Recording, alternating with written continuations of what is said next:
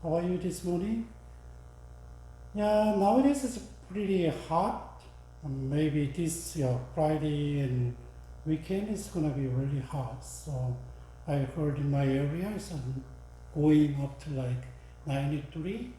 Maybe if you are in inland, about maybe 95 to 100. So I hope that you guys take care of yourself a better way, not to be dehydrated. Um, I don't know. Uh, if you think about, when you think about philosophy, and the philosophy is really powerful. And it gives a lot of influence on society and the way of the life and way of the thinking and way of the direction. So it's really powerful, but sometimes it's really hard. Yeah, it's really amazing. When I read the textbook and other things, and I can imagine that their capacity of the intellect, and wow, it's really, really amazing. But still, it's not, sometimes even though they, think with a logical reason, their kind of capacity of the intellect is really great, but sometimes still there is some limitation compared with the other philosopher and other philosophy. So when you take this class and then just think about what's going on around the biblical time, before and after, right before Jesus Christ came and after he died on the cross and ascended in heaven, we need to know what happened because there is a lot of dynamics there, right? Like, receive the influence and give them influences. So from today, a little bit, no, it's not around the Jesus time, but still, we're gonna see what is a prevalent philosophy around at the time, and people around the 6th century to around the 565 century to around the 300 centuries, almost right before Jesus Christ's birth, right? And we can understand that's from the Greek and that's from the Hellenistic culture based on the Greek philosophy. So we can see what was going on, and then today we're gonna see the pre-Socratic philosophers.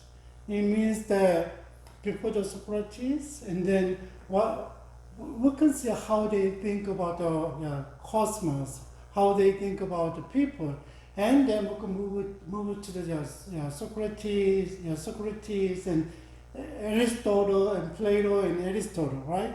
So I hope that you can a little bit understand over how they think, what are they thinking about. But this is kind of it's a really short class, so maybe introductory. So I'm gonna give you basic idea. They think about this one and they understand this one, but I'm not gonna tell you specific process, how logical process, because too much time. So when I was taking a philosophy class in Korea, so I did the introductory of the Western philosophy, and that was focused on the ancient philosophy like us, and then we talk about I took the Nicodemus ethics for whole semester. So if you study more, if you wanna get more detailed information, I think you better read with some lot of books and resources out there. You can Google it and you can get the books and read more if you want. Okay, so I'm gonna give you kind of glimpse outline of how they think, how they understand the world, right? And how they establish their worldview. So, yeah, today we're gonna talk about the pre-Socratic philosophers. Before we jump into the topic and just think about Greek worldview. Have you read about the books and myth and all the stories and stories of Greek stories? That is a part of a reflection of how they think, how they live. But one thing that the Greek worldview is, they really think about what is it, and that's kind of they try to explore the entity of the things. That is one thing they try to figure out. What is the really the one is kind of the one is kind of originate from everything's originate from, and then the one is kind of the what is the foundation of the cosmos, and that will provide all the clue of the operation of the universe.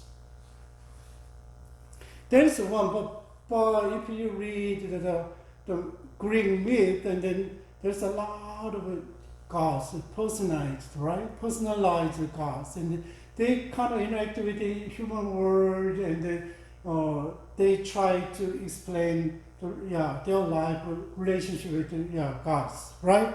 So when they see the kind of the philosophical trend and their kind of old tradition and religion, there is many things out there, but they try to figure out what is the one that is pre-exist and provide all energies and the source of the existence, right? So basically, we can see three is from there. That is our book, and the Greek philosophers and Greeks and the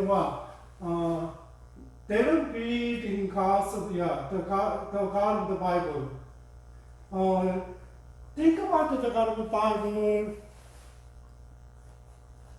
and the none of the Greek philosophers even consider the theistic worldview, but they never talk about the God that we believe, right? Because they try to figure it out, but they never. And none of the Greeks believe that the world was created and directed by the personal supreme being. They try, if you read, and we cannot see who created the world. I know, or you could need the Zeus, and he created a human being, and then he has power and try to do all, control everything, but there is no creation story. But the supreme being, the absolute being, is also personal and virtually unique. Personal is really unique. But the Greeks, they don't have kind of belief, right? And third one is the unbelief in the biblical God meant also that the human mind had to do it to work without help from any higher mind, like absolute being, supreme being. Okay, so we don't need them, we can do by ourselves, but they really rely on their mind, reasoning. That is totally just think about the Hebrews worldview, right? totally they rely on God. But the Greek worldview, they don't rely on God. But instead, they rely on their mind and reason, on reason.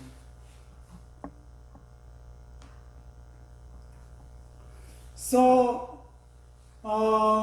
that is the basic worldview of the Greek. But the Greek ways of worship, how do you worship God? And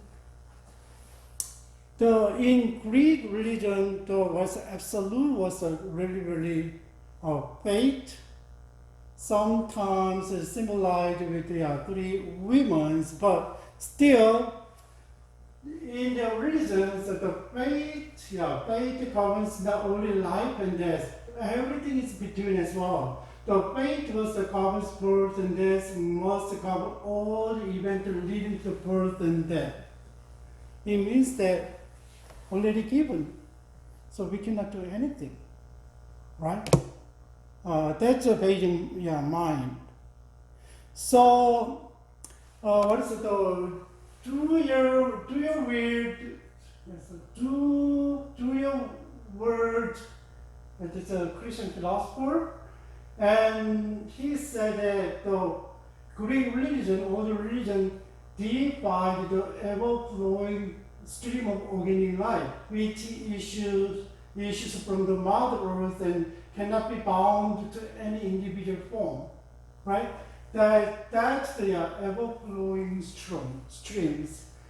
And the deity of this religion are more perceived. They cannot change.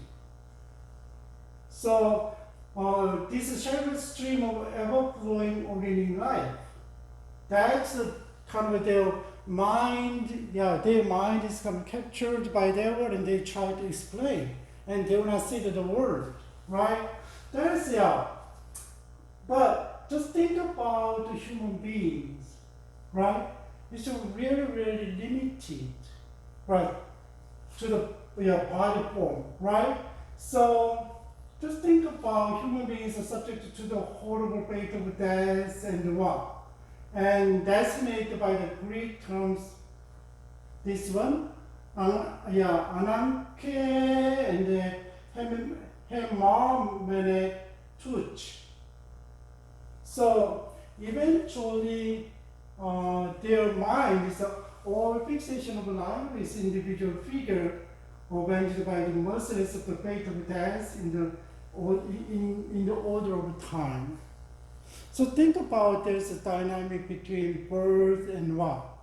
Birth and death, right? Birth and death. But seems like human being, we cannot do anything. That's the basic concept that they have. Really, But the old religion, nature religion, gave away the religion of Olympians God. Do you know how they interact with human beings? And the transformation was not too great, right? Sometimes they fight each other and what? Sometimes destroy the human beings, and then the gods basically personifications of the greatest force of nature, right? Okay, like the Poseidons of the sea, and Hades of the underworld, and Apollo of the sun, and Hephaestus of the fire, and they have a lot of different gods.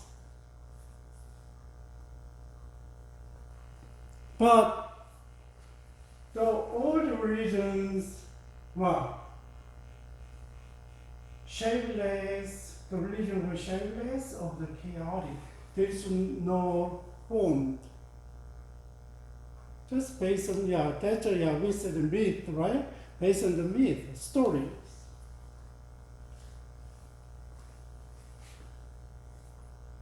So there is just think about they're really governed by faith, and what happened? Their attitude is really pessimistic, right? So human beings are essentially pawns of a fate, of a chaotic, and Just think about the relationship with the Olympian gods. It's totally different from Bible, right?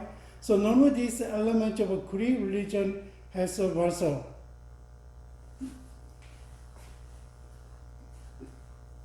moral characters, right?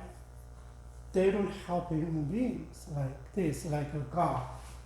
We say our God is at a very present help in trouble. This is like a totally different gods that they have.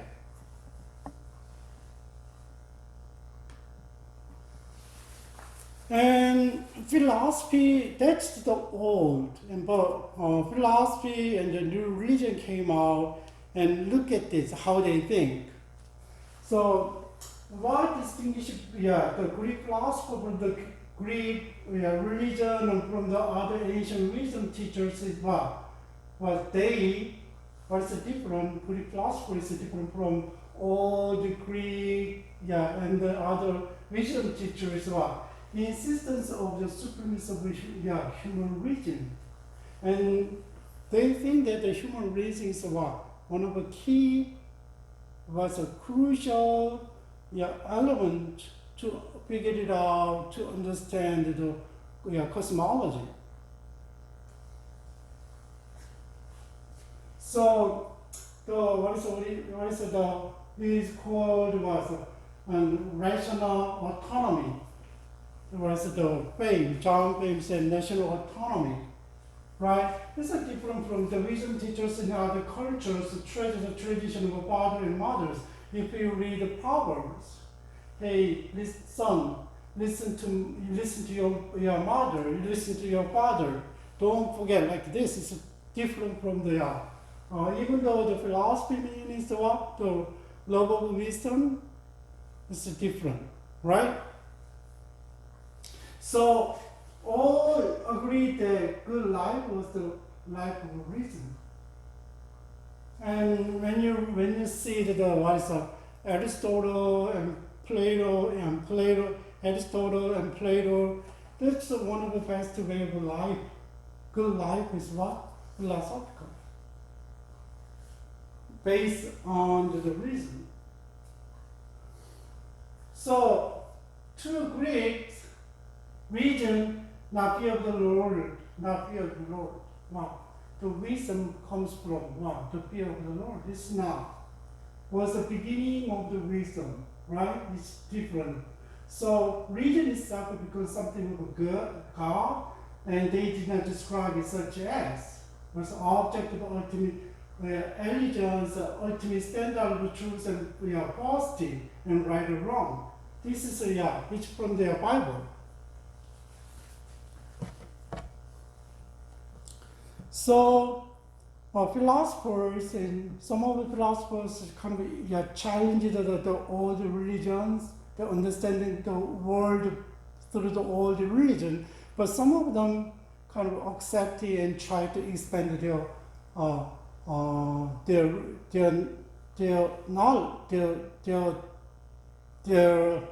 knowledge. So that is from the preschool after just think about has all described the whole the gods and the relationship with the human being, and then that's a part of their life, but the part of their worldview. But Greek philosophers so after they kind of each another regional for them and try to understand the reality. Who is the one? Right? That's a philosophy, and then they rely on their reason, right? Mind, and that's why it's a new religion. Just think about it, and enlightenment, it's not new, right? And just think about and Christendom. Christendom is started 312 when Constantine accepted the Christianity to their country, right? And then kind of a government and religion, Christianity is one that we called Christendom, which influenced the Middle Age. But right, 17th centuries and then 18th century, think about what happened in the Europe. Enlightenment is industrial revelation, and that was changed the world. Especially Enlightenment, think about Renaissance and Enlightenment, they heavily, whereas the Renaissance is kind of a go back and try to reorganize, but Enlightenment is what? Heavily rely on your reasoning and what? Empirical study, we call the science.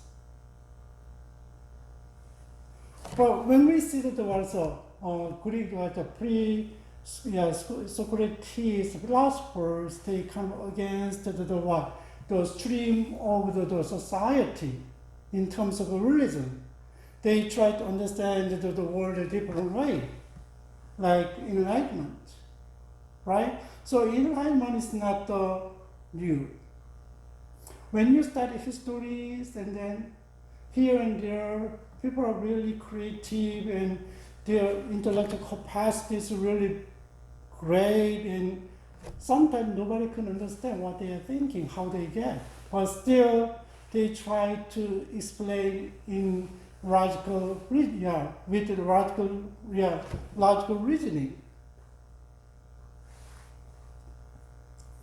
Kind of turn around from the me and the what, try to rely on their reasoning, right? Mind. That is the kind of they establish a foundation of philosophy in Greek.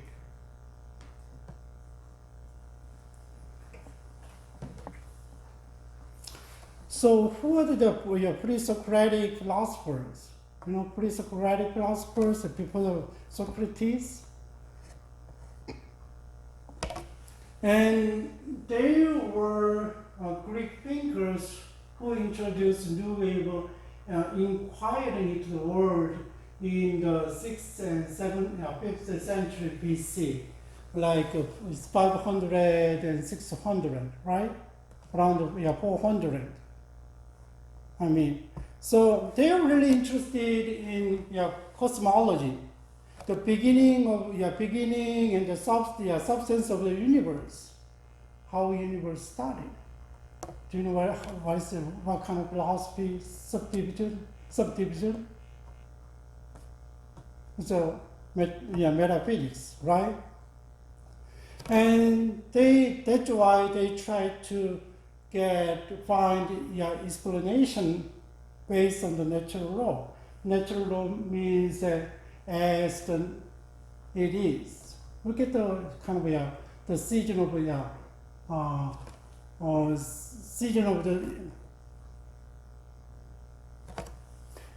seasons, 4 seasons. What about the water? And what about the air? What about the fire? And maybe they really have deep insightful observation and try to read that, or maybe they try to understand the universe.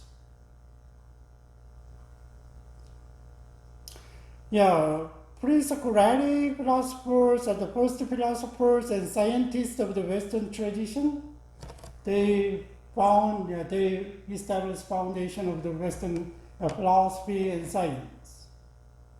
And most of them wrote at least one book or some piece of their prose writing here and there, but there's no complete work survives. So, pre-Socratic philosophers, and they can get a lot of source from Plato and Aristotle and here and there, right? Because there's no any books and material writings remain.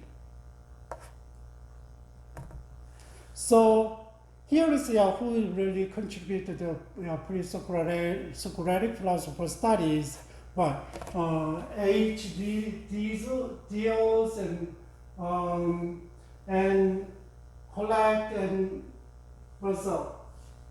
Francisco started this kind of, yeah, he did, and then what's up, the diesel and what's up, kind of, yeah, correct, right? And abbreviated, so we K the TK. So they are really contributed kind of collecting all materials and yeah, material to study for the yeah, study for the study of the pre-Socratic philosophers.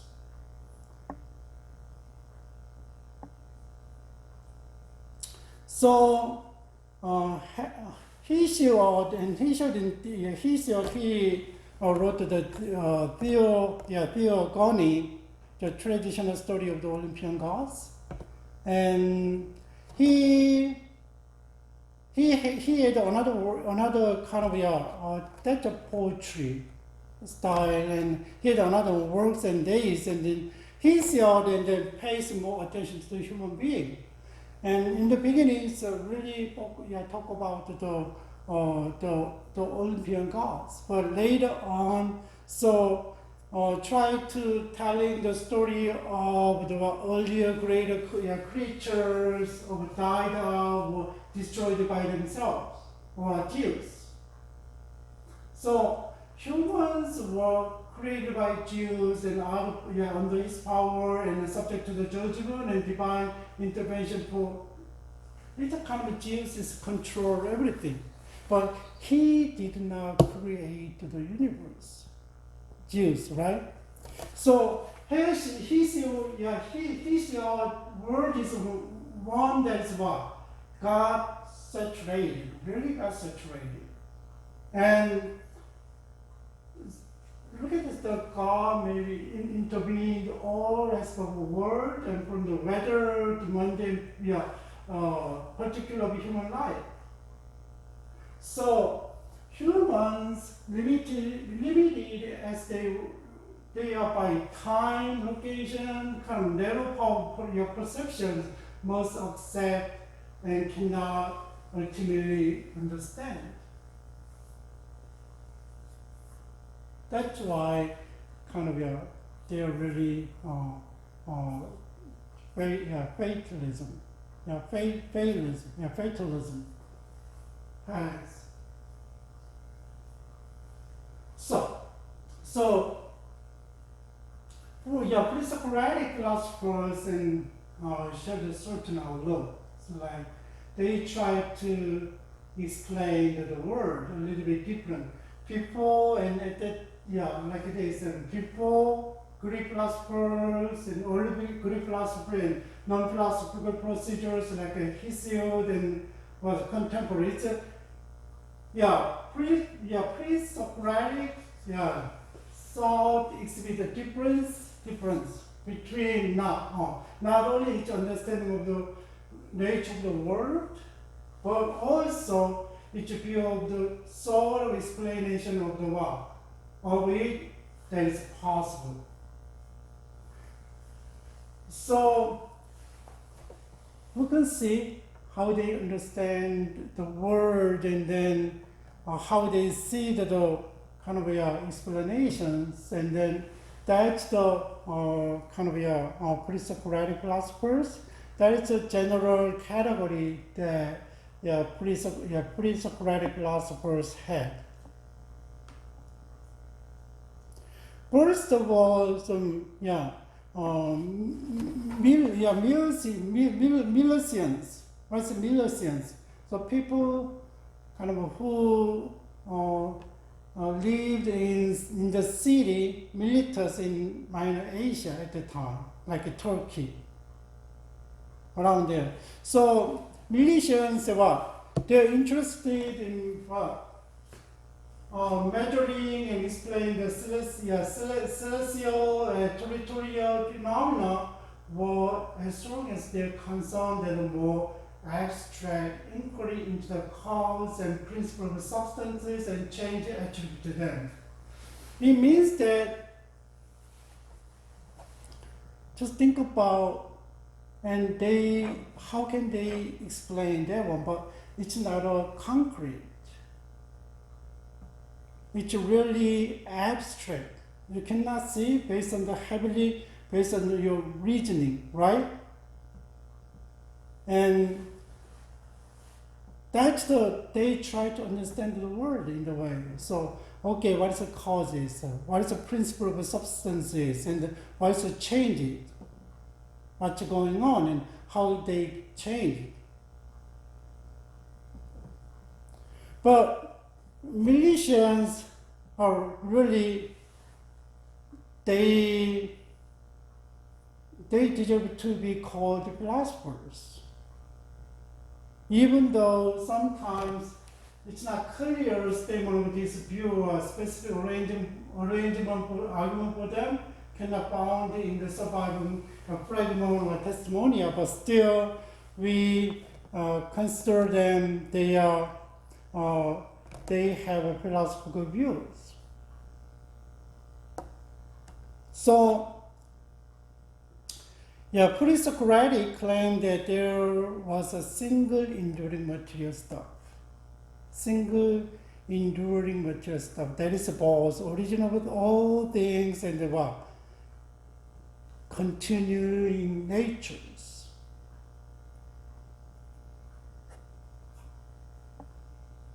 Look at the go, yeah. First of all, yeah, Talos. Talos.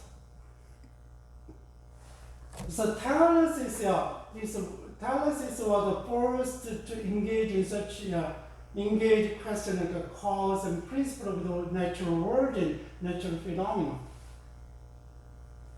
Have you thought about like this or what happened? Like a natural world and like when you see a tsunami. And maybe if you live around the area and then, yeah, like Indonesia, and then the tsunamis come often, and then how they affect their life, and then how can you explain the tsunami? Like this.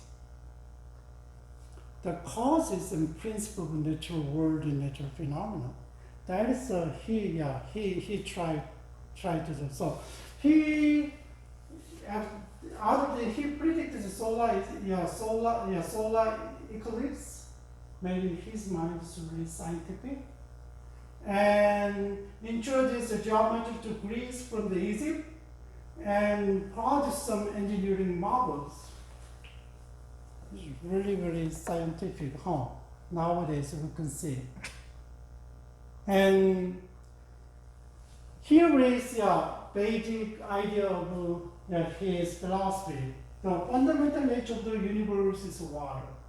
He said, explain the whole cause of the universe and the principle of the world is water. That is the essence of everything that everything is really is. Despite appearance to the contrary, appearance is different, right? But everything comes from water, we return to water. And the world is developed out of water by various natural processes, perhaps by saying that all things are full of God. But still, he tried to explain the universe with water, but all things are full of God. Still, he has influence of Hesiod, right? The myth. The Greeks' basic, it's a worldview. So, Thales is the group of thinkers that he calls inquirers into nature. So he's not a mythmaker or a poetical mythmaker, but he little bit he's a different inquirer into nature. So it's different from the myth maker, like a Hesiod, right? Think about how can you understand the universe and everything by water.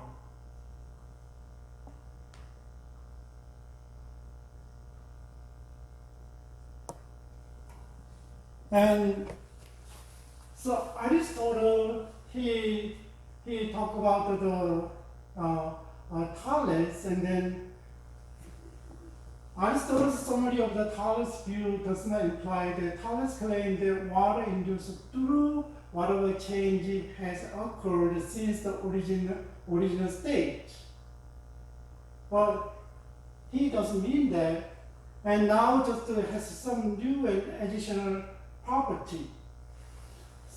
He doesn't, even though it's universal, and water is induced through whatever change has occurred, and then they have a new property, and then he doesn't mean that. Aristotle's kind of understanding. So Aristotle summarized that Thales identified the soul and with something in the whole universe. It's a soul that which makes things alive and is capable of motion. There's something, the soul is with something in the whole universe. So that's why suppose that everything is full of God's water or soul being divine or natural principles. That's the Thales understanding of the universe. So Thales is a nature as a complete and self-ordering system. So there is no any divine or supreme being, right? Absolute being. And it's no reason to call on divine invention from outside the natural world to supplement his account. So he doesn't need another God. As it is, that's his observation and basic understanding of your world. What about another Milesians? Anaximander. Anaximander, he's do you know he's a man who invented this one clock, and Norman tried to measure the time with the shadow, sundials, and he invented it. And Anaximander to have a great view of the heavens serving as astronomical and cosmological model. And he's maybe really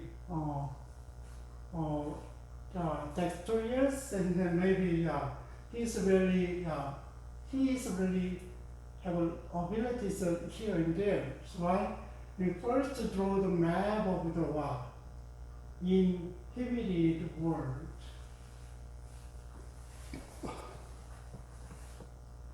So Anaximander understands the universe is what? The universe is what? Is the nature is orderly natures. And all is internal rather than the imposed from outside. They try to see, they try to ignore the Thales, and then they don't need any divine interventions. They try to give them the credit. What is the whole universe? Something that nature has it, right? Nature has it. They try to understand it from out of nature, not from God, another supreme being. His first principle is one and moving and indefinite. There is one and moving and indefinite. That's the first principle. The principle and the element of the things. This one is principle one, and the one who control and keep moving and indefinite.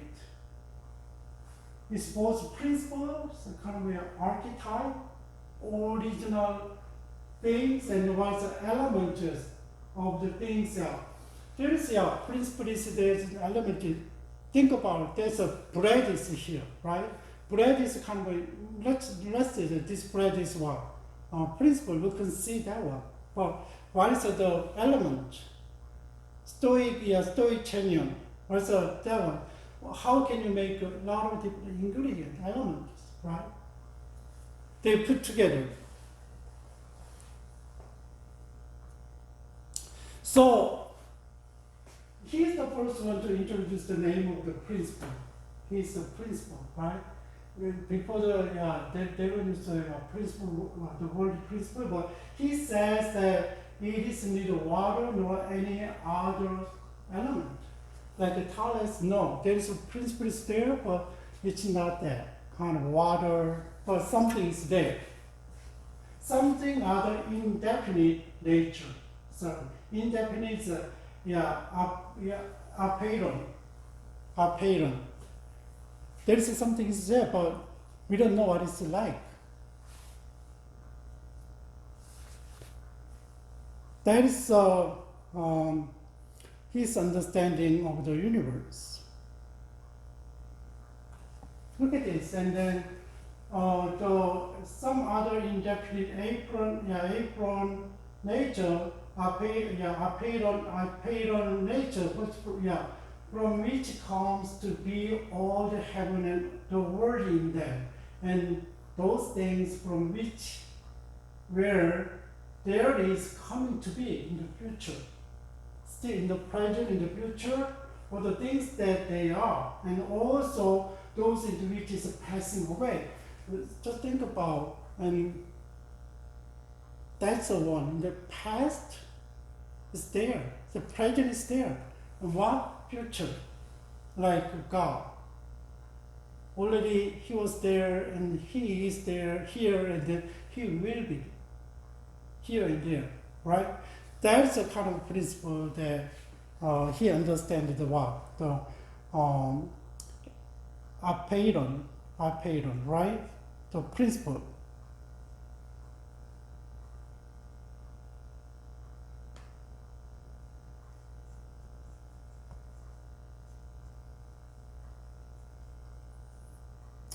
Always, he said, here is the original indefinite stuff from which all the heavens and worlds in them come to be. There is original stuff, but he doesn't know what it is like, and he just assume, right, in reasoning. So Anaximander would have a thought of motion. He's one and moving as innate, and so that the original source of the changing was a part of the character of the indefinite itself. That's why he's the one, and he's moving in indefinite. That's a principle.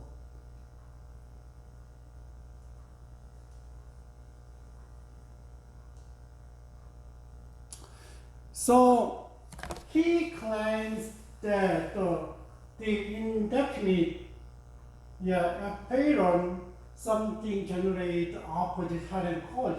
Kind of, I don't know. He tried to explain semi-biological mode, and then hot and cold. There is a dynamic and power. There is a power, and then action of this stuff, power and produce things that come to be in our world. So opposite act on dominate and contain other produce the what? Regulated structure. So just think about when hot and cold to dynamic and maybe something and maybe already gone. Something new and something are gone. Right? He understands the way. So a little bit, I don't know the index, how I don't need the index, the other things, but interesting, right? And here is the over the course of time, cycle of seasons, rotation of the heavens, and other sort of the cycling change coming to be a future and the past, including regulated and the form system. Right. That is everything is by a system. What is a system? He said that the system ruled by the justice of the order of time is a sharp contrast with the chaotic, capricious world of the personified Greek God, who interfered in the working of the heavens and the affairs of human beings. So try maybe he doesn't like the kind of his kind of stories and try to get away from them and then try to find something. It's really chaotic. All the religion based on the story, right? Greek god, Olympian gods. Can you see the kind of the stream of the times? And some things really dominate, and sometimes people really there is no was pessimistic, and we cannot do anything, and there were new thoughts coming out and leads to the peoples. One of them is kind of Marxism. They cannot. There's a lot of corruptions, a lot of failures of societies, and they try to explain and all things in different way, and so just a different way that we can do something ideal, understand. We can make a better life. Seems like he's really tired of the myth, right? The Olympian gods.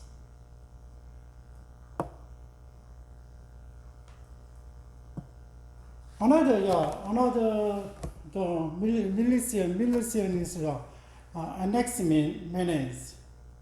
Anaximenes is what? He is Thales tried to understand the universe, cosmos with what? Water. But Anaximander, he doesn't use anyone, but still he thinking about principle, right? Self-moving and self-regulating kind of a system. But Anaximander's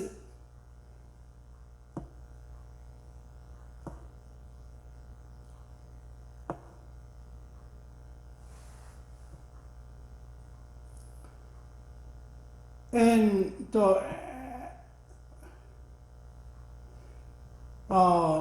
I think so, this Anaximander, not the Anaximander's Anaximenes, chose the air, tried to explain the universe, and then what? Because he agreed the basic principle must be neutral, like an apron, Anaximander's apron, but not so lacking in property that seems to be nothing at all. But still, you needed something. And so air can apparently take a various property of the colors, temperature, and humidity, and motion, taste, and smell, like this. That's why he tried to a little bit add something, right?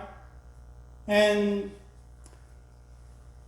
so according to Theocritus and his natural mechanism, that is all. And natural mechanism for change. That one is kind of provide how change, right? Basic, he provides basic mechanism of changes. It is the condensation and rarefaction of air and naturally determine the particular characters of the things produced from the growing, originating stuff. Little bit different from others. So basically relations, relations what the material money, money, they don't think a lot of different things, just try to explain the universe with one thing, right? Water, air, maybe the principle, we don't know what it's like. And they committed to the reality of the single material stuff that undergoes many altercations, but still the change is there. And then X-minus and added some property, right? But persisted through the changes. Still. That is their understanding of our universe. What about Xenophanes over there? Xenophanes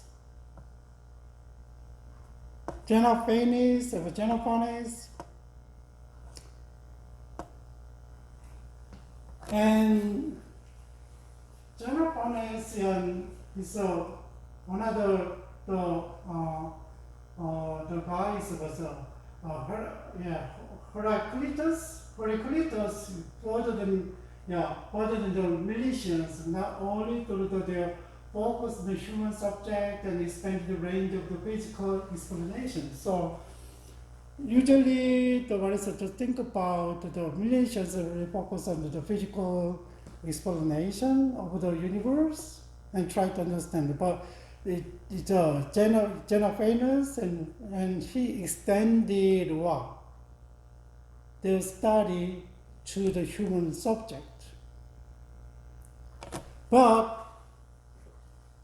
also you are investigating the nature of the inquiry itself, right? So he's kind of deep to understand.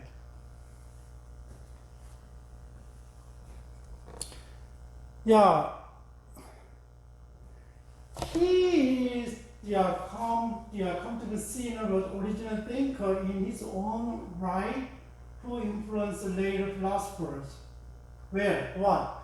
He gives a lot of influence to other philosophies later in trying to understand and characterize the realms of the human and divine. Okay? Try to realms of the human and divine. Which one is a human realms, which one is a divine realms? And exploring the possibility that human being can genuine knowledge and wisdom.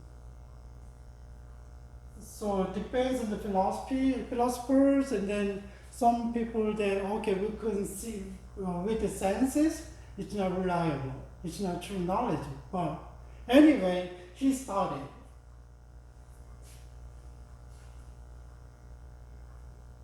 So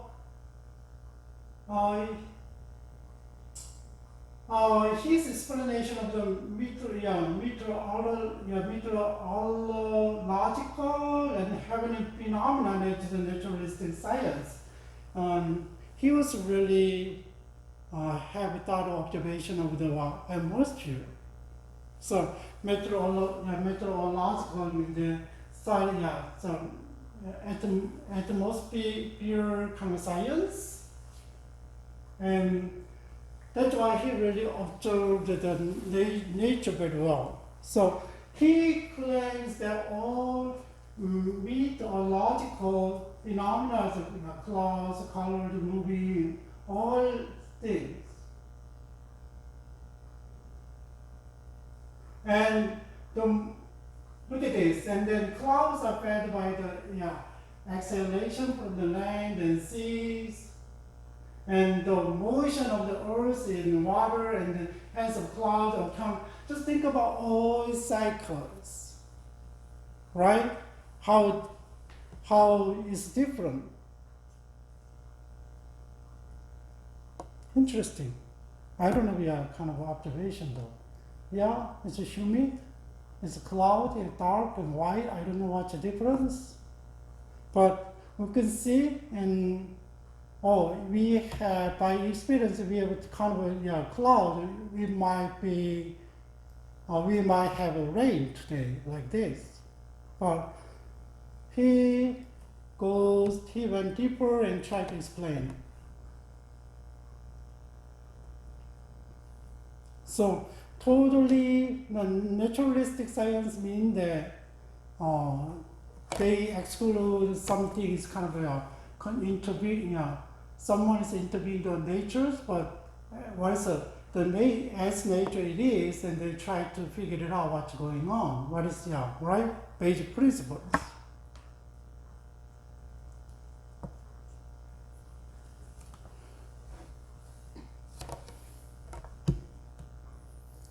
And he said, he tried to understand what he said, and then,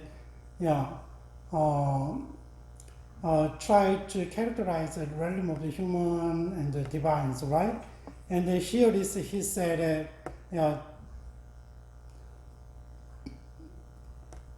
and that is his kind of basic logic, and X is really Y, where Y reveals the true character of X.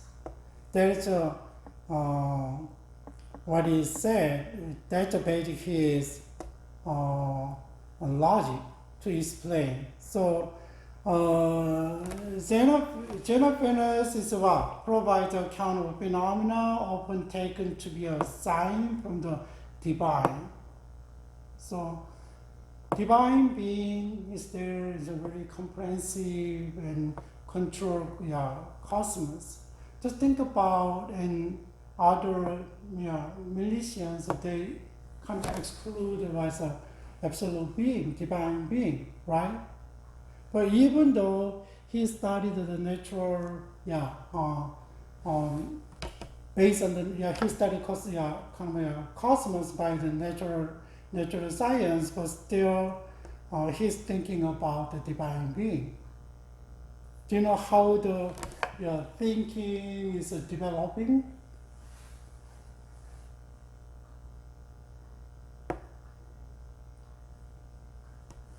So here is that if that divine being is understood, organized, and managed by interaction, having removed the cause as a bear of the knowledge to human and deny the divine, take the active interest in what mortal can or cannot know. If you take it and remove everything, and what's up? Xenophanes asserts that the conclusion to be drawn to his naturalist interpretation phenomena.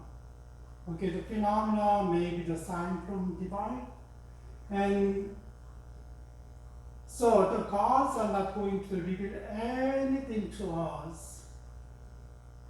We are epistemologically autonomous and must rely on our own capacity for inquiry. Eventually, but still open, but he said, okay, that just depends on us, our capacity for inquiry. So have to inquiries, you have to come use your mind and reasoning still.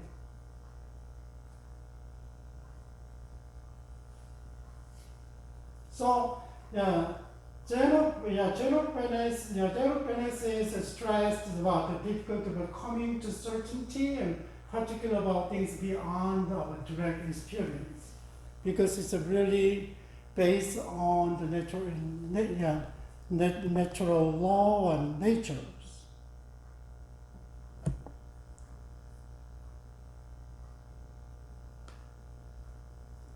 It's a different, right? And he is kind of open the door for the what is divine realms of divine reign, the realms of the divines. Heraclitus is the what? He questioned about knowledge and nature of the world. Still, always the Greek philosophers, and they really inquires of natures. He he used the logos. He used the logos, which holds forever. And logos is the kind of the absolute being. Here and then he is the clear that he represents the objective, the law, like a principle that governs the cosmos. That's the logos. Who is governs cosmos? And which possible for human being to come to understand. It's hard to understand. It's a little bit different from the general, general finance, right? General finance is it's hard to understand, right? But still, and Heraclitus, so he said it's possible, right? But it's difficult, but still possible.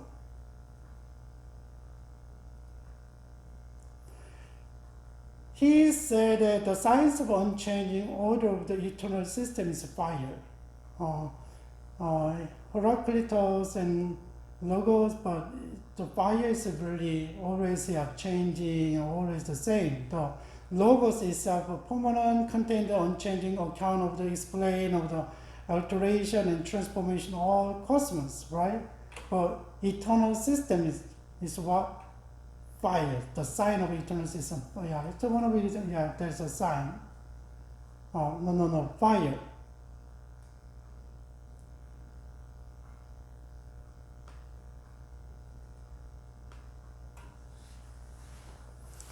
So, he's, the cosmos is itself and rational order. Just think about itself, cosmos is rational order. It's not a kind of chaotic.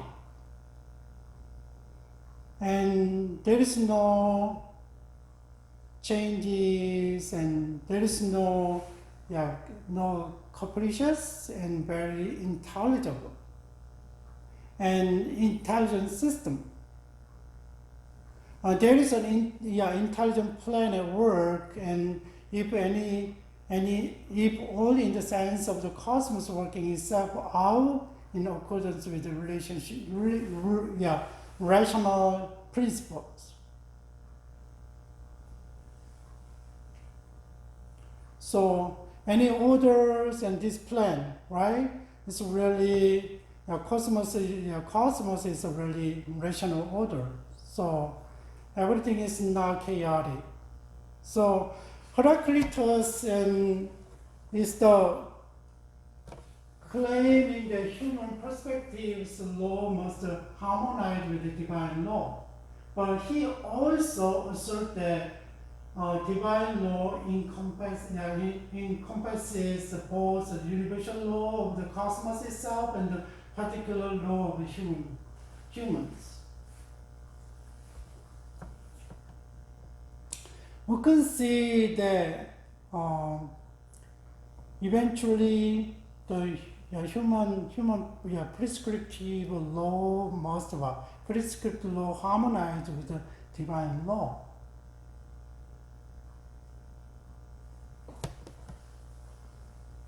Well, just think about it at the time, and then think about the United States, and they made a constitute, and then at that time the world is really based on the Bible, even though not everybody, right? Not everybody was, but still, that's why based on the values from the Bible, and then they try to write a constitution. But like this, and then they try to harmonize with the divine law. But divine law is what? Include every universal laws and the human being laws.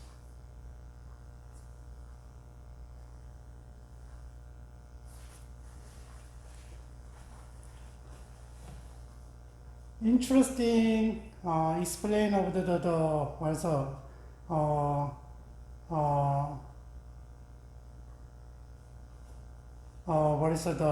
system, and maybe let's yeah we don't yeah he said that what is Heraclitus Heraclitus kind of said the war is a conflict is the one of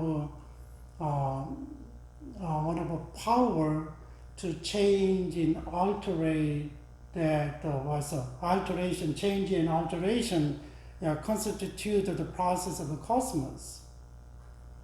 And kind of if you say that thesis and antithesis and synthesis, and kind of conflict is the one of if there is no conflict and always a harmony, and we can keep that one, right?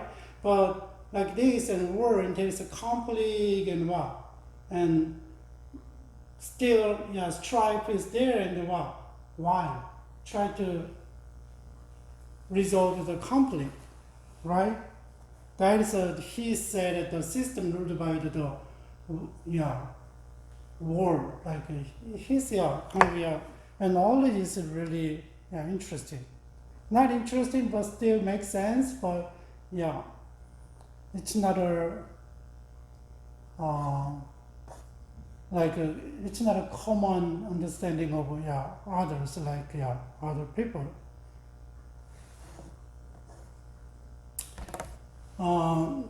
He is the earliest of a Greek philosopher to discuss the human soul. Heraclitus claim about it and like his other views, and then he expressed what's up.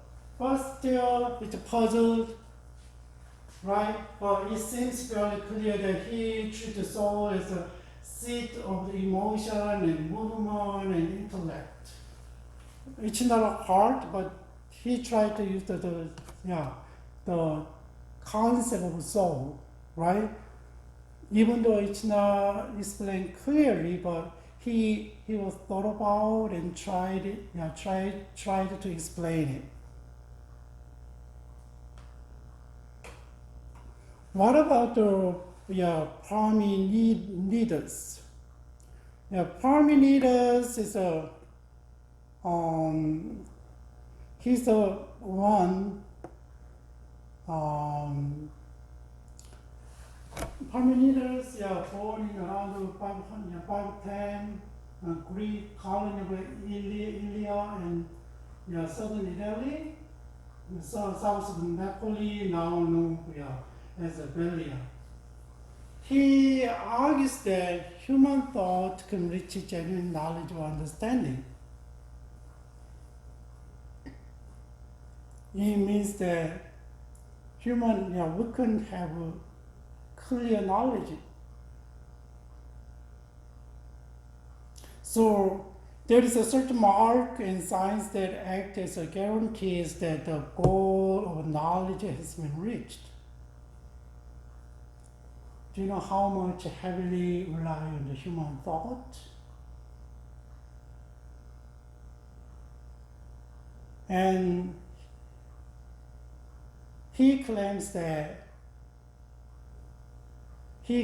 is that what must be, and there is no, cannot be, and there is this kind of no changes. No changes. And that is what must be is more knowledge than what is what is the contingent people maybe may not, and there is most, right? And okay, kind of most and contingent is kind of different, right? And because he claims that it's most what must be is kind of gives the object of the only belief. So in a little bit, his point of view kind of nothing is unchanged. He said something is fixed, but he used kind of plurals, the plurals, and long time ago when you go to museum, and then kind of Greek statues, naked and statues. And that is kind of representative of God of Apollos, as attested by the description of the base painting in the presence of a supplicant. Each the kind of used represent of the youth. They said that. So he said kind of the poor, there's a poor, the poor also can reach a decision or determination of the truth solely through the use of his logos, not others. Logos. Logos is mean the thinking and reasoning. It's not something that original hold forever. It's like a supreme being, right? It's a little bit different. And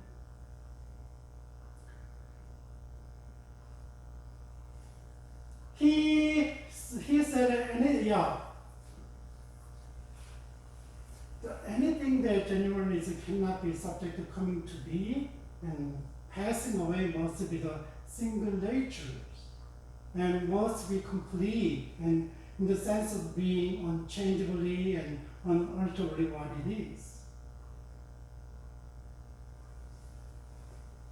That is a basic understanding of the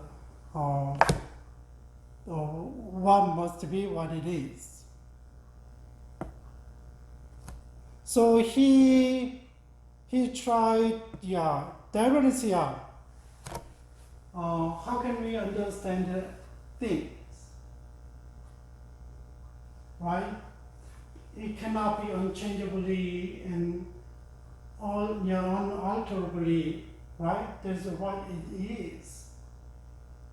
He said he can grasp and understood it. It's ended by thought. Still reasoning, right?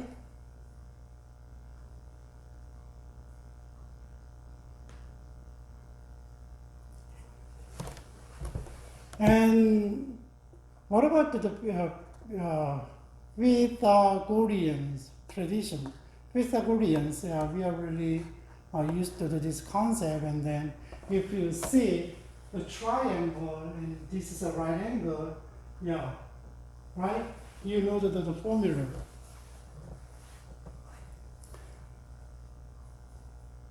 He established kind of a community of followers who adopted his political view, and which favored by the better peoples. And also the way of life he recommended on what seems to be more or less philosophical base. Still, his basic criteria is come from the philosophy, right? Even though he's thinking about what is he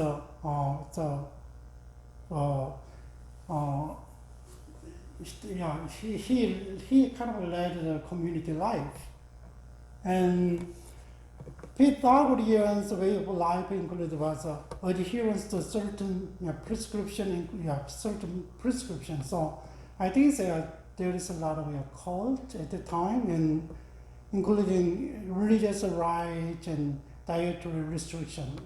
So maybe like some religions like that, right?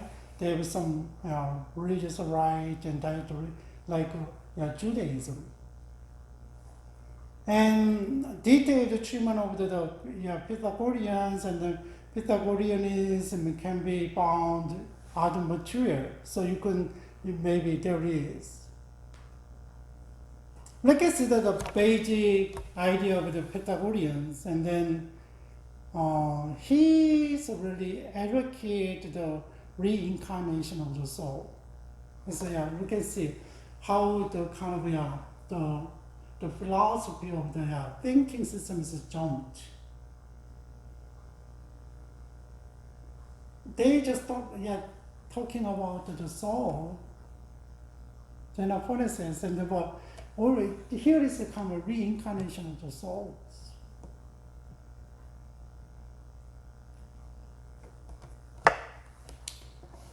Yeah, so incarnation, we have incarnations.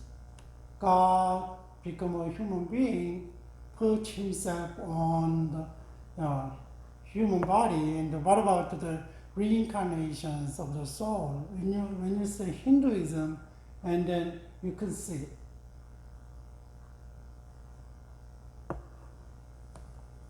And so Pythagorean writers really emphasized the mathematical structure and order of the universe. Try to understand the way the universe was mathematically. Still there, and the early Pythagoreans thought of nature as structured system ordered by numbers. The same, right? And the search for still and prepare modern generations around the 4th centuries and 5th the end of the 5th centuries. So his approach is really different, a mathematical understanding of the universe.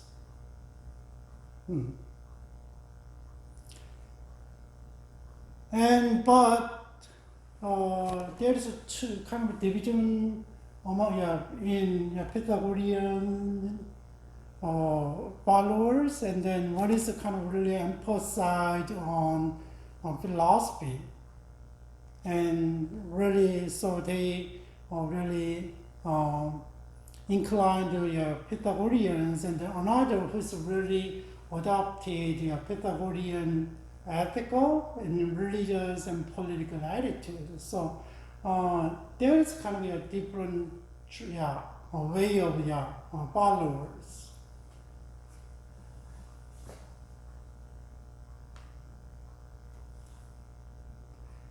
And eclectics means that, just think about eclectics, means that you can put here and here and put together, and you can accept both.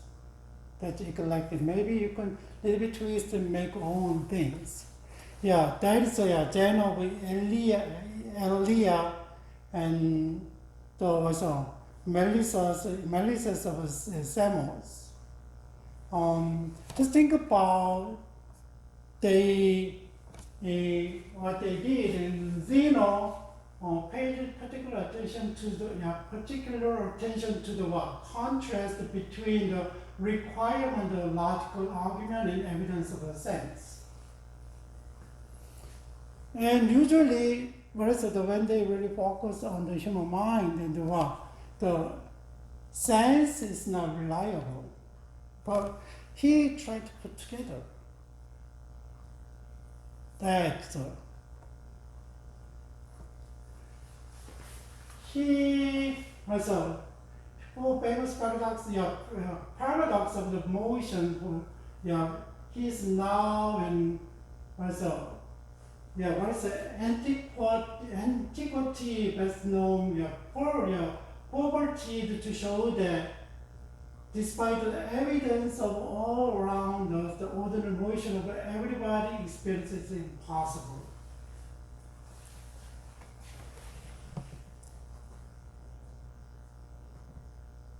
We cannot sense it, but what? Ordinary motion of everyday experience is impossible. Still something we are going on. That's a paradox.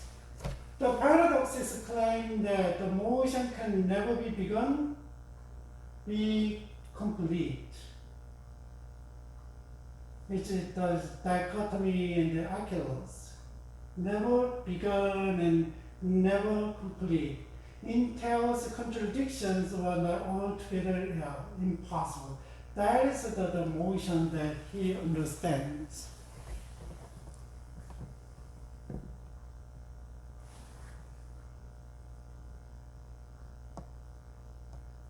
just think about never be begun and how can start it.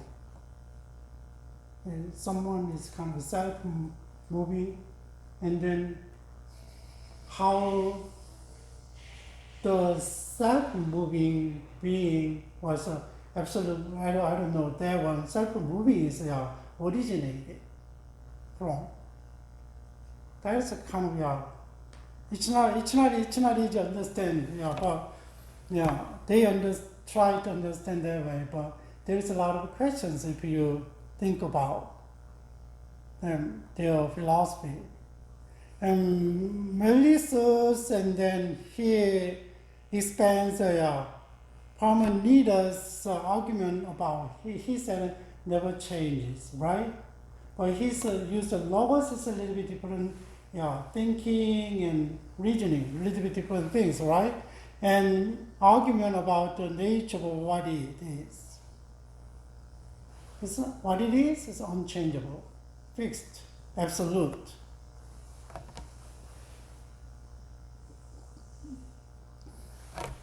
But Malthus claims that only one thing can be. If what is unlimited, then it must be one or alike. So, what is it is, and then it's unchangeable one, yes, kind of a really, really original things, and what? Only one thing. It's not many. Right? So, he argues against the empty and reject the possibility of rearrangement. Always something is there in the originate form, right? So he maybe which allowed for the appearance of the coming to be and passing away and of a movement, but all these characters are incompatible with the unity of what it is. The one. He's really emphasized the one. And so he claims that what is the real is completely unlike the world that we are experiencing. And he said that the spirit between the appearance of reality is complete and unbridgeable. So he said that we cannot change anything, we cannot understand, we cannot put together, right? That's his basic idea, basic understanding of your cosmos.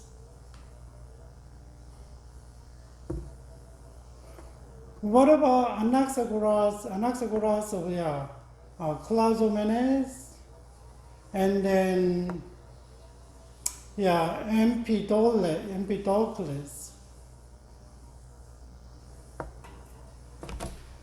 Anaxagoras is and the Greek don't think correctly about coming to be, future, and passing away, past. Nothing comes to be passed away, but it mixed together and dissociate from the one that are. How can we understand the past, and how can we understand the future? And anything comes to be or passing away, but that is a mixed. It means that just think about it, and water is always water, right? But maybe they change the form still, there's water still. And when you mix the other things, maybe roles different things, right? Different roles, have different roles. And put together, mixed together what is, dissociate from the things that are. That's his understanding though.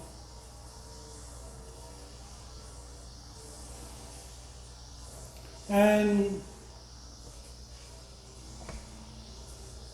he suggested that the ingredients are the primary powers that manifested themselves in the mixture parties.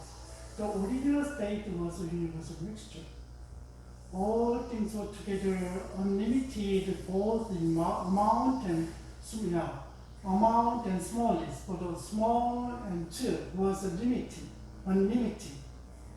That is about his understanding.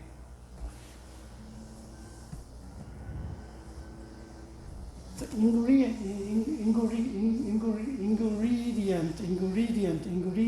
right? Ingredient are the primary power, right?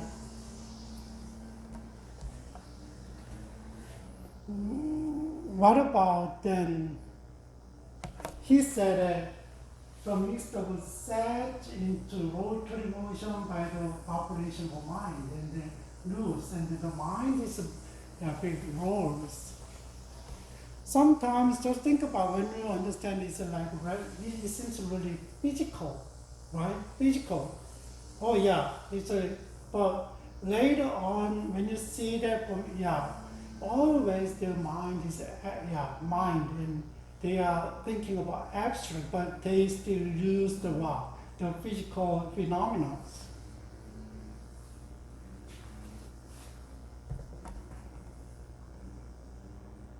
So it's Anaxagoras, and they make an important theoretical step in attributing motion of ingredient to an independent,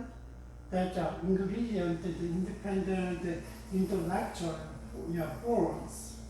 Although both Plato and Aristotle were disappointed with that theory was not properly, but from their point, but the ingredient is an independent intellectual force, and then teleological. Teleological means that orient to the goal, final destination. That is his contribution. So the rotation begun by mind, usually responsible for the formation of the heavens and the activity of the great mass of the earth. Right? The mind, that means a kind of your mind is like, other people say it's absolute big news, right? It's very important.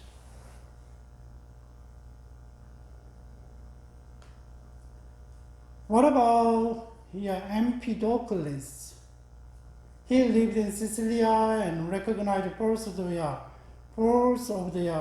Parmenides and argument against the coming to and also way. And he think about that, and cosmos formed four roots. It's earth, water, air, and fire, along with the multiple forms of the love and strife.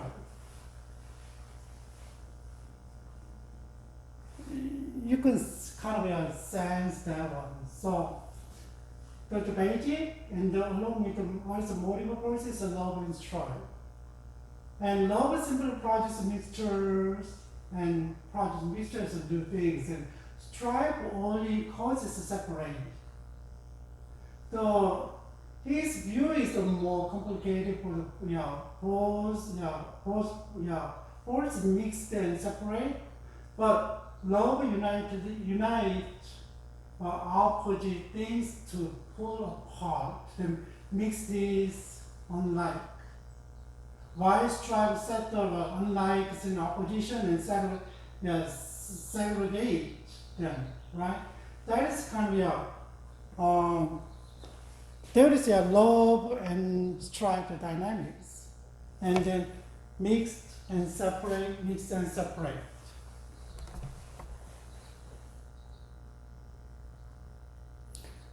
But the Empedocles in the world. So on ending cycle involved the competition,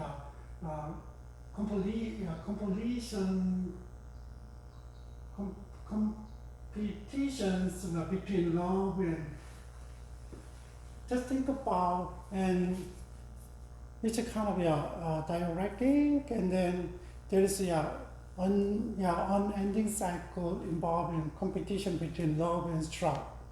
Mix and separate, mix and separate. That is his understanding of the understanding of the world, universe. It's the same as this part explanations.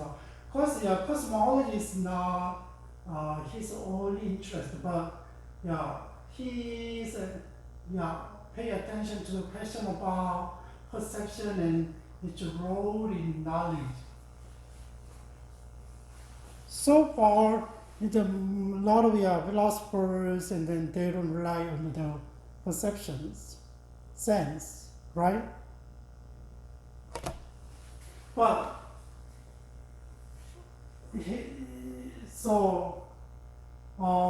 he thought that how one live was important as one as a theoretical commitment. He's coming out working on bodies and psychologies. So he's really influenced on modern physics and purifications, and the cosmological and other ethical religions. That one is kind of it's a different terminology, but so his kind of work really influential on the modern physics and philosophers, right?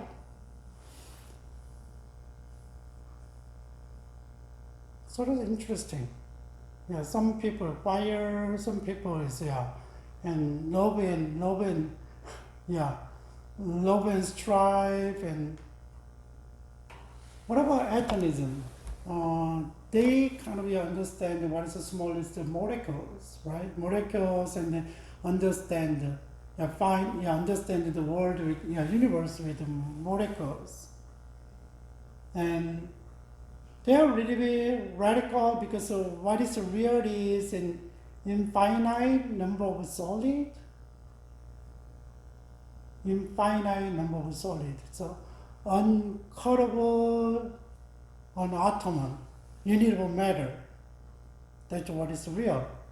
So infinite number of solid, and then uncuttable units of. So all atoms are made of the same stuff. Solid matter itself, other mechanisms, different from one another. But atoms are different in shapes, positions, and arrangement, they say. That's why we can see differently. Here is two people, Lucippus and Democritus. And they kind of endorse the reality of the ant. The ant is the what separate atoms and allow for the difference. That's the ant. Can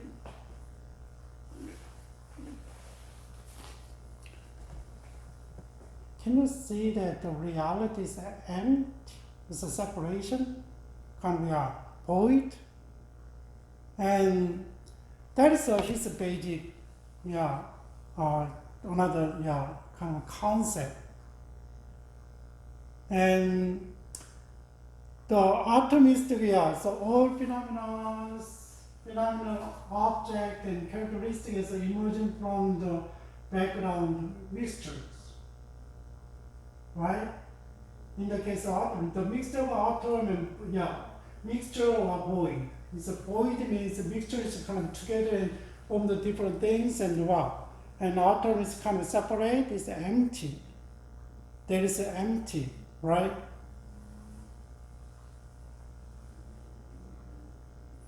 So he said that everything is constructed of atoms, and void. You know, atom is kind of mixed together and small distance mixed together, and the void is kind of separate. Previous who said it? It's only to blob and stripe. Similar, the shape of the atom is the arrangement with respect to each other.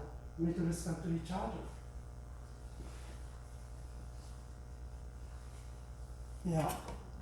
So that one is kind of the arrangement and shape is what gives the physical object their characteristics, right? That is their understanding of the So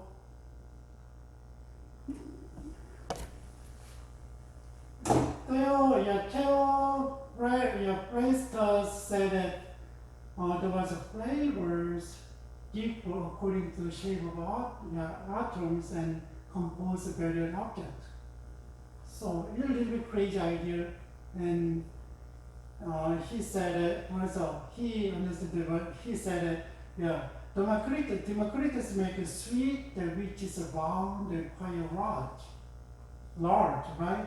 Round and quite large, but a strange that which large, rough and polygon and not rounded. That's a little bit different.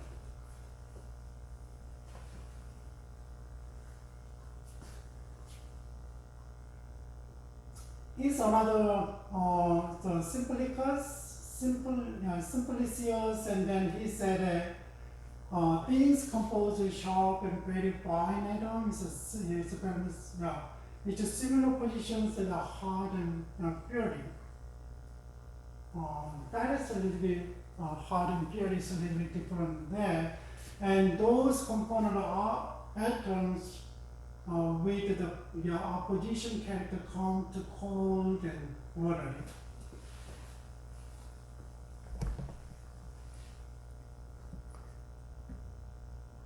When they are kind of this opposition is watery and cold, it's kind of separated, and then maybe they are shaped and fine, kind of mixed, and then they are hot and fiery.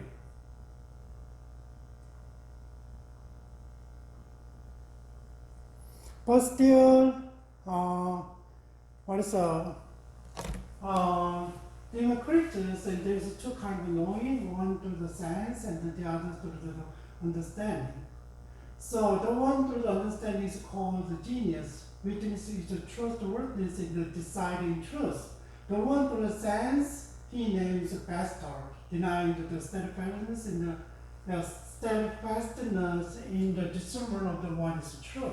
But still, we couldn't see that what is a genuine knowledge, right? That's atomist. What is the sophist? Sophist, the last one is the pre-Socratic philosophers, and then that is really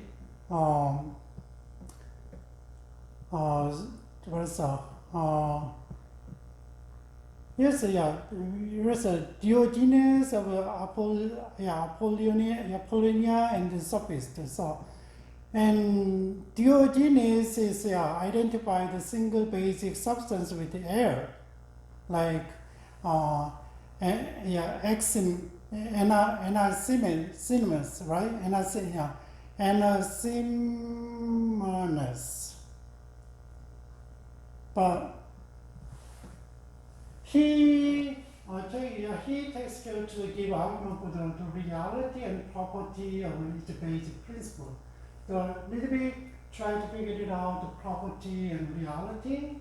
And he said that things mix and separate and interact with one another, right? And thus all things must be formed of some one single things. So he said that cosmetic system is ordered by intelligence, but still a little bit understanding is really intelligent, right? And he said that also he's fully committed to everything has a purpose, and then his intelligence, intelligence orders things in good way because, right? So cosmic system is ordered by the intelligence. There is Diogenes, and then what about he said that logos is the same. Logos is an auto-present starting principle. It's a really archetype, and then who is mover, self-existing. Who is the last one? The sophist. They are really, they are really good at rhetorics, and they really speech eloquently and persuasive, and they always targeted by Socrates and Plato's, but they raise ethical and political questions like does law convention ground what is right? Is that the matter of the nature? And they travel. That's a basic question. They use the political aspect and ethical aspect, and then travel around, and they don't have a consistent standard of reasoning, and depends on the situation. That's why, and they teaching the art of rhetoric and skills necessary for succeeding in Greek political life. You don't need to stick on the one solid logic and reasoning, right? And that's why he's really, they are targeted.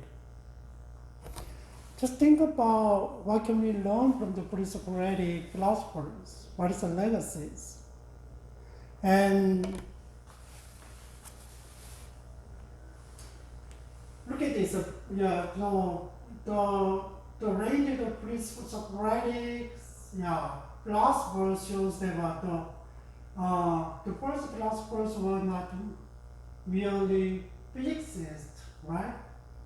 It's not that they are not physicists, but they try to understand the universe based on the natural law, right?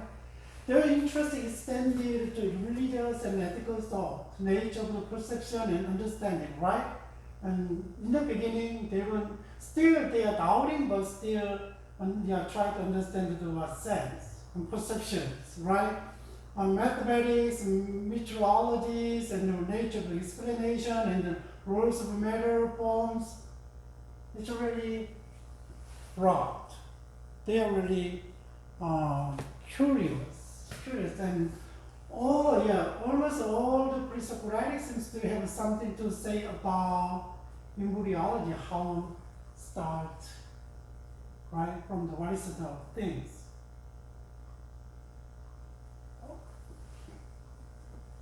And what is the origin of emotions like this, and what is the basic energy relationship with how they produce, how these things come to be or pass away, and like this.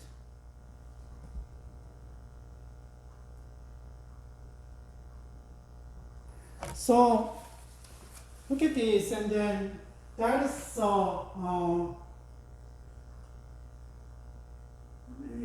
Diogenesis and Empedocles, and then showed the structure of the body and the overlap between the ancient philosophy and ancient medicines, growing interest to scholars of early Greek thought, and then I don't mention that kind of with all things, but still, it should really establish the foundation of your basic kind of your what is it for the future.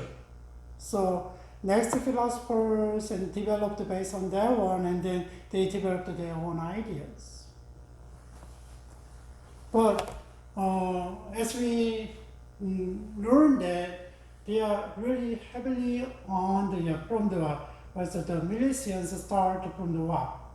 The cosmology, and they start to understand the universe, and later on the philosophers and extend the humans and divines and what, and still what is the bottom line of their philosophies? Always mind, thought, and intellect, right? Reason. That is the basic things. That's why the John Frame said that's a new reason. So we consider their worldview, how they understand the world, and then John Frame said the philosophy is a kind of worldview, right? It's not a traditional wisdom, because if you have a different worldview and then you understand, if you have a different worldview and then you understand the world differently, same thing.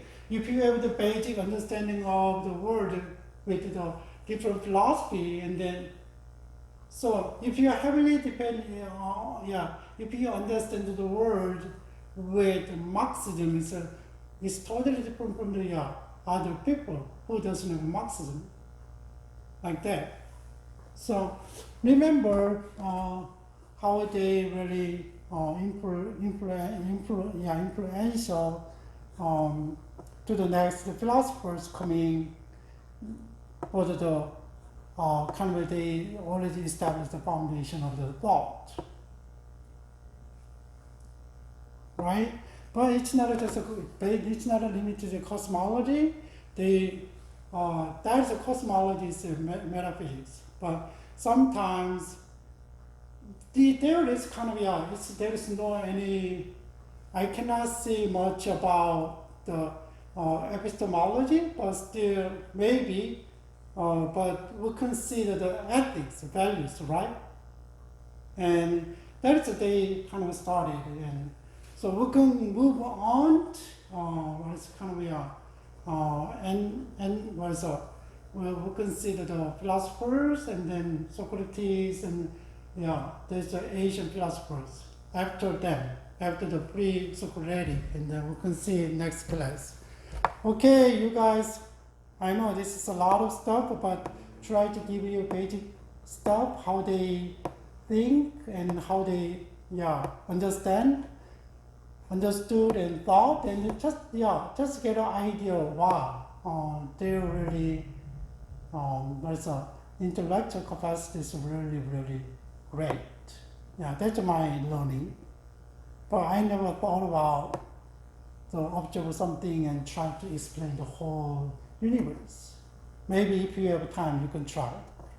Okay, you guys, and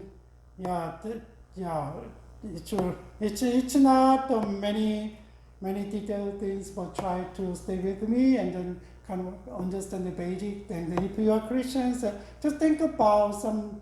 I mentioned a little by little, but still, just similar things are there, concepts are there. So we can see, because to think about the world and then how they interact with the other cultures, and Hellenistic period, and then like 300 to early and 100 between like that, and 4th century is the 1st century in with the Greek Roman period, and then it's rich their thought and the religions and cultures are really powerful and influential at the time. It means that it heavily influenced the Jewish, Judaism, and then there is kind of an intellectualist there, even though not only the Jews, but the Gentiles. Gentiles who were influenced by Rome, who were influenced by Greeks, right? Yeah, that is a kind of a worldview. And when you read the Bible, and then a lot of things are kept about the Old Testament, Judaism philosophy, and how to understand the Bible, God, and but still, when Jesus Christ came, and when there was writers write the Gospels, other books, and then just think about the philosophical trend and the people who are really like Paul. He he mentioned about Stoicism and Epicurean philosophies like that, and then we cannot even know that one. Okay, so you guys, and I hope that you have some understanding of the Greek ideas and philosophies, and see you next week. We'll consider Asian philosophy like Socrates and Aristotle and Plato, and next class. Okay, have a great week and see you next week. Bye.